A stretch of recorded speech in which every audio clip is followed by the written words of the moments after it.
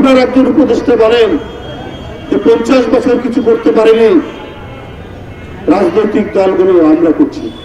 এইটা আমি মনে করি এক ধরনের অহংবোধের অভিব্যক্তি। এটা একটা অহংবোধের অভিব্যক্তি। 71 কার সৃষ্টি, যুদ্ধ কার সৃষ্টি, যুদ্ধের বিজয় কাদের?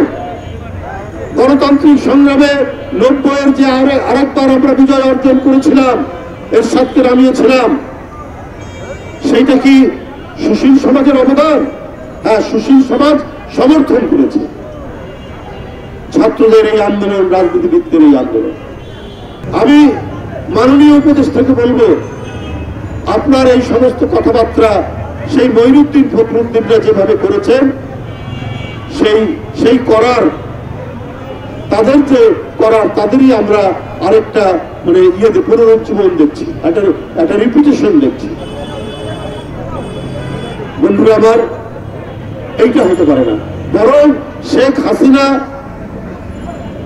মঈনুদ্দিন ফখরুদ্দিনের সেই তথাকথিত সংস্কারের ফলে শেখ হাসিনার মতো একজন ডিক্টেটর, একজন কর্তৃত্ববাদী, একজন ফ্যাসিস্ট, যে গণতন্ত্রের সকল প্রতিষ্ঠানগুলোকে ধ্বংস করে দিয়ে একটা সাম্রাজ্যের শাসন জারি করেছিল, তার বিরুদ্ধে কথা বললেই হয় জেলখানা, না হলে তার লাশ পড়ে থাকতো রাস্তাঘাট, নদী নালা, যে কোনো জায়গায়। এটা তো আমরা দেখেছি সেই সংস্কারের ফল। তো আপনারা যদি প্রকৃত সংস্কার করেন, প্রকৃত সংস্কার করলে তো নির্বাচন এবং গণতন্ত্রের যে অপরিহার্য উপাদানগুলো, আইনের শাসন ইত্যাদিগুলো তো আপনার বিলম্ব হওয়ার কথা নয়। কালার এক্সপার্ট, জর্জ স্যাপ এবং মাইল্ড অন হ্যান্ডস টেকনোলজি সমৃদ্ধ অরিক্স ক্রিস্টাল ওয়াশ আপনার লন্ড্রি এক্সপার্ট। এগুলো প্রতিষ্ঠিত করা, বরং আপনারা এই কয়েক মাসের কাজের মধ্যে দিয়ে আপনার বিচার বিভাগের স্বাধীনতা এবং আইনের শাসন, এটাকে আপনারা নিশ্চিত করতে পারতেন। হ্যাঁ, আমি বলছি যে অগ্রগতি একেবারে হয়নি তা না। আমরা বক্তৃতা করে বাসায় ফিরে যেতে পারি, আমাদেরকে পুলিশ ধরবে না, এইটা মনে হয় গোয়েন্দা পুলিশ রাস্তার মধ্যে আমাদেরকে আটকেবে না, এটা হয়েছে। কিন্তু এইটা এই ধরনের কিছু সংস্কারের কথা আপনারা বলে সেটা যারা আসবেন সামনে, জনগণের ভোটে যারা ক্ষমতা আসবেন, তাদের কাছে সেটা আপনারা দিয়ে যান।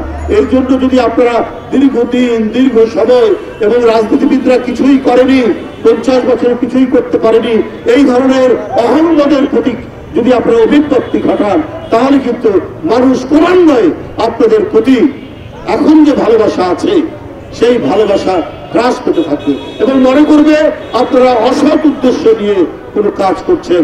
আপনারা সত্যিকার অর্থে জনগণের যে অধিকার, ভোটিং রাইট, যেটা শেখ হাসিনা 15 বছরে একেবারে নিরুদ্দেশ করে দিয়েছিলেন, সেই ভোটিং রাইটসটা আপনারা হয়তো ঠিক মতো দিতে চান না।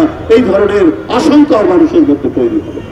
মানুষের মধ্যে এই আস্থা তৈরি করুন যে আপনারা অতি তাড়াতাড়ি যেটা করবেন সেটা হচ্ছে নির্বিঘ্নে মানুষ যাতে ভোট দিতে পারে, ইনক্লুসিভ ভোট, সর্বজন গ্রাহ্য ভোট যাতে দিতে পারে, নির্বাচন হতে পারে, সেই আশাবাদ মানুষের কাছে আপনারা তুলে ধরুন। সেই চেষ্টা, সেই সংস্কার করুন, অতি দ্রুত করুন, এটাই মানুষ চাইবে। এবং প্রশাসনে এখনো যে কালো ভূতগুলো আছে, যে দোসররা আছে, যারা যে কোনো মুহূর্তে আপনাদেরকে এবং পরবর্তী পর্যায়ে গণতান্ত্রিক সরকার প্রতিষ্ঠা হলে যারা নানাভাবে বিনষ্ট করার চেষ্টা করবে, তাদের তো প্রাথমিক দায়িত্ব ছিল তাদেরকে আইনের আওতায় নিয়ে আসা।